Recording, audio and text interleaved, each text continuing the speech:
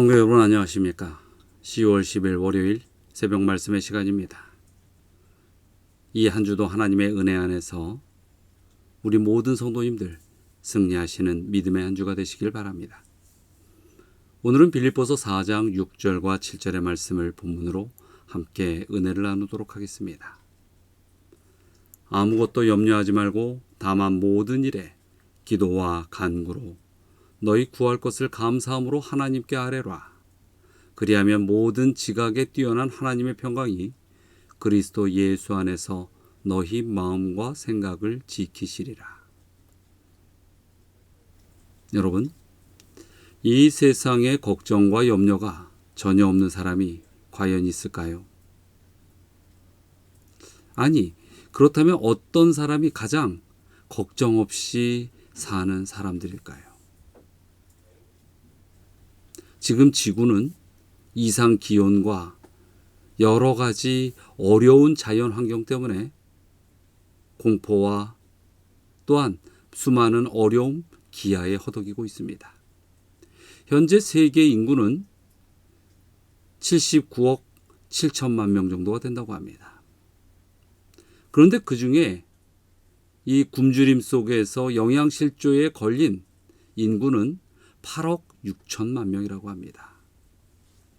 다시 말씀드리면 10명 중 1명이 영양실조에 걸려 있다는 것이죠. 아마도 한 끼를 굶는다고 영양실조가 걸리는 것은 아닐 것입니다. 그렇게 본다면 10명의 1명보다 더 많은 숫자가 오늘도 먹을 것을 제대로 취하지 못하고 굶고 있다는 이야기죠. 자, 그렇다면 먹고 사는 걱정이 없는 사람들이 염려 없이 행복한 사람들일까요? 참 수치스러운 통계이지만 우리 대한민국은 자살률 세계 4위에 속하는 나라라고 합니다. 정말로 불명예스러운 결과이죠. 어쩌면 우리나라는 세계의 10대 경제국이고 어렵게 사는 이들보다는 그래도 먹고 사는 문제는 큰 어려움 없이 사는 국민들이 훨씬 많은 그러한 부유한 국가입니다. 그런데도 수많은 사람들이 삶의 목표를 잃어버리고 또 정신적 고통을 이기지 못하고 자살을 한다는 것. 이러한 사실들을 볼 때 분명 고난과 가난이 사람의 행복을 잃어버리는 데 영향을 줄 수는 있지만 절대적인 것은 아니라는 것을 생각해 볼 수 있습니다. 어찌 보면 세상의 기준으로 행복의 조건을 어느 정도 예측하고 찾아볼 수는 있지만 우리 그리스도인들은 그 기준을 하나님의 가르침에서로부터 행복의 조건을 찾아야 할 것입니다. 오늘 본문에는 하나님께서 정말로 이 땅에 살아가는 모든 영혼들이 행복하고 또 분명한 인생의 축복의 열매를 맺기를 바라시며 이 말씀을 바울을 통하여 전달하고 있습니다. 이 말씀들을 보면 정말로 하나님 안에서 행복할 수 있는 사람, 그런 사람은 첫째 염려하지 말라라고 이야기를 하시는 것입니다. 어느 글을 보니까 걱정을 이기는 방법 해서 그 이기는 방법 10가지에 대하여 기록한 것을 보게 되었습니다. 그 내용이 한 번쯤은 들여다봐도 재미있게 볼 수 있는 내용이라 한번 소개를 시켜드릴까 합니다. 걱정을 이기는 법 10가지. 첫 번째, 살고 죽는 문제가 아니라면 걱정하지 말라. 두 번째, 걱정해서 해결될 문제만 걱정하라. 걱정해서도 해결되지도 않을 것이라면 걱정하지 말라. 세 번째, 술로 걱정을 잊으려 하지 말라. 술이 깨고 나면 더욱 복잡해진다. 네 번째, 어떤 문제건 해답 없는 문제는 없다. 걱정 대신에 해답을 찾아라. 다섯 번째, 죽은 사람은 걱정도 없다. 그러나 살아있는 것에 감사하라. 여섯 번째, 내일 문제를 오늘 걱정하지 말라. 내일 걱정은 내일 하라. 7번째, 그냥 걱정하지 말라. 문제를 작게 쪼개서 걱정하라. 8번째, 시도 때도 없이 걱정하지 말라. 시간을 정해놓고 걱정을 하라. 9번째, 시간에 맡겨라. 세월이 약이 될 것이다. 10번째, 그래도 안 되는 것이라면 노래를 불러라. 짜증을 내어서 무엇하나 즐겁게 삽시다. 어찌 보면 이러한 방법들이 우리의 삶에서 걱정이 밀려올 때 이겨낼 수 있는 작은 그러한 안내서가 될 수도 있습니다. 그렇다면 성경은 무엇이라고 이야기합니까?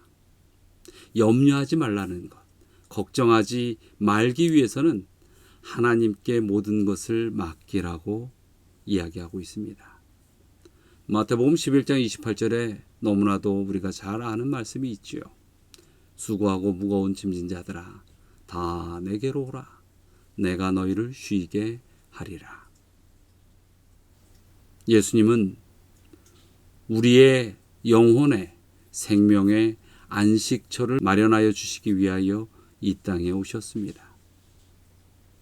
우리가 의지할 곳, 그것은 바로 예수 그리스도의 희망의 십자가이고 또 우리가 가야 할 곳, 하나님의 품인 것입니다.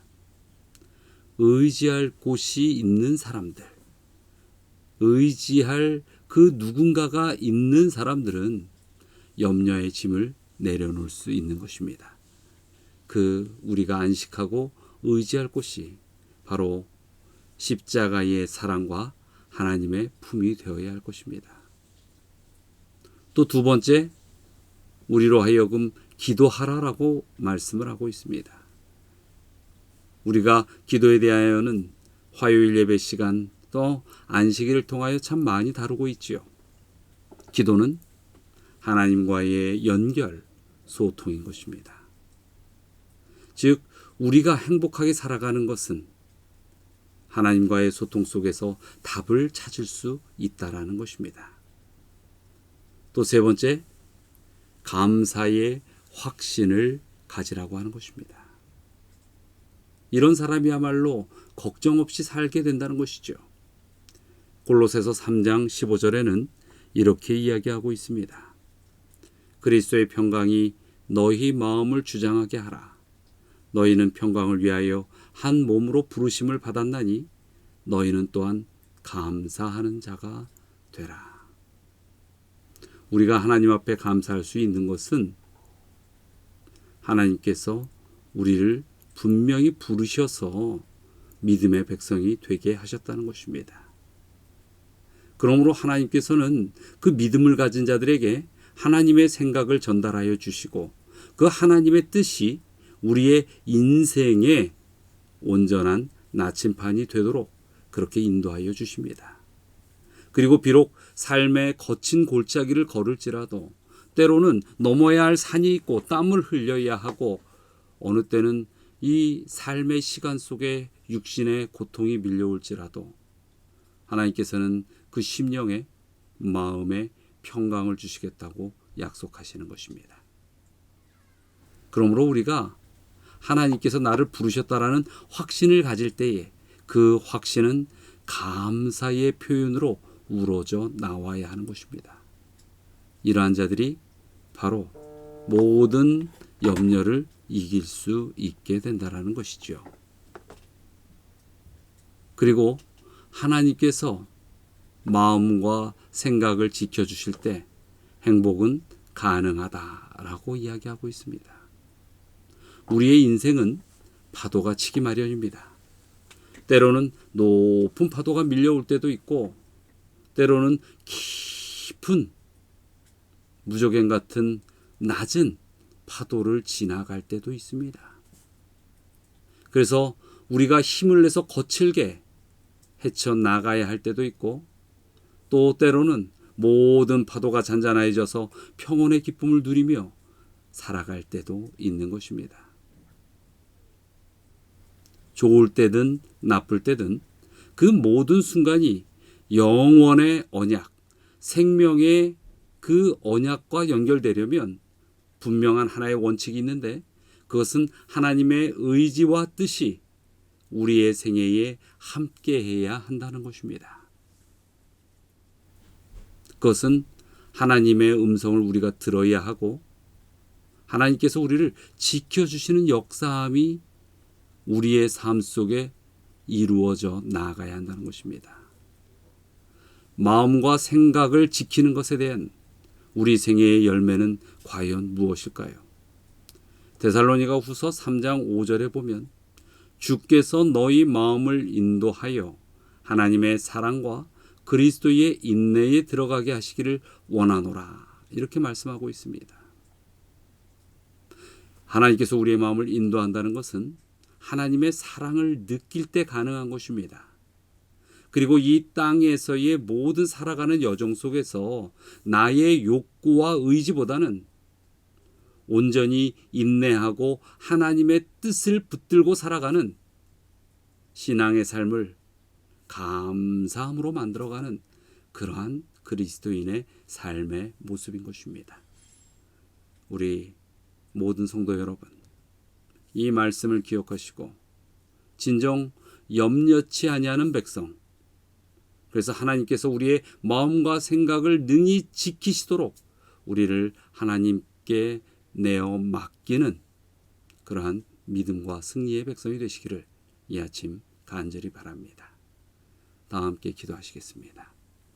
사랑과 은혜가 많으신 하나님, 진정 오늘도 변함없이 저희와 함께 하시고자 주께서 중보하시고 붙드시고 주의 뜻을 저희에게 들려주시는 은혜에 감사드립니다. 아버지요, 저희의 인생에 넘어야 할 산이 밀려오고 연약함에 흔들릴 그 모든 순간 속에 주께서 함께하여 주심을 믿고 의지하고 이겨나갈 수 있는 저희 모든 진리의 백성이요 믿음의 백성이 되게 하여 주시옵소서. 오늘 하루 또 이 한 주간의 생애 속에서도 저희가 승리하여 주님을 온전히 섬기는 그러한 백성의 삶이 될 수 있도록 축복하여 주시옵길 바라며 예수 그리스도의 이름으로 기도드리옵나이다.